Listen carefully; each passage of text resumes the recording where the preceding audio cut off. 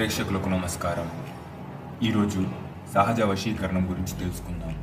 పూర్తి విషయంలోకి వెళ్లే ముందు ఛానల్ని సబ్స్క్రైబ్ చేయని వారు దయచేసి కింద కనిపిస్తున్న రెడ్ కలర్ సబ్స్క్రైబ్ బటన్ని ప్రెస్ చేయడం ద్వారా ఈ ఛానల్ని సబ్స్క్రైబ్ చేసుకోండి.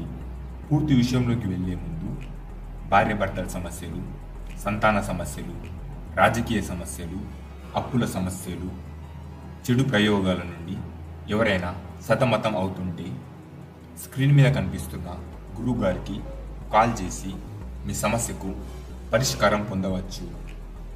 గురువుగారికి సంప్రదించవలసిన ఫోన్ నెంబర్ మీకు స్క్రీన్ మీద కనిపిస్తుంది.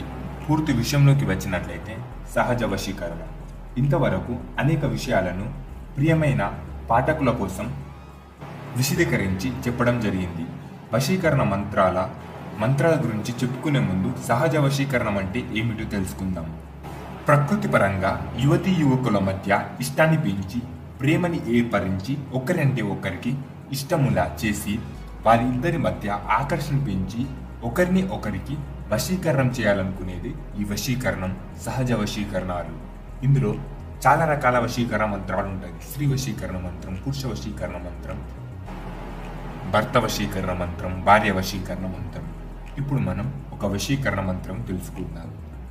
దీన్ని ఒక పేపర్ మీద రాసుకొని మీ పర్సులో పెట్టుకొని వెనకాల మీరు ఎవరైతే వశీకరణ చేయాలనుకుంటున్నారో వారి పేరు రాసుకొని 11 రోజులు పూజ గదిలో వారిని స్మరిస్తూ మీ ఇష్ట దైవానికి పూజిస్తే వారు మీకు పూర్తిగా వశీకరణం అవుతారు. ఇప్పుడు మంత్రం తెలుసుకుందాం. ఓం నమో వశ్య కురు కురు స్వహి. ఓం నమో వశ్య కురు కురు స్వహి. ఓం నమో వశ్య కురు కురు స్వహి. దీన్ని ఒక పేపర్ మీద రాసి వెనకాల మీ ఇష్టమైన వారి పేరు రాసి మీ పర్సులో కానీ లేదా మీ జేబులో కానీ 11 రోజులు పెట్టుకోవాలి. అలాగే ప్రతిరోజు దీన్ని దేవుని గదిలో పెట్టి పూజించాలి.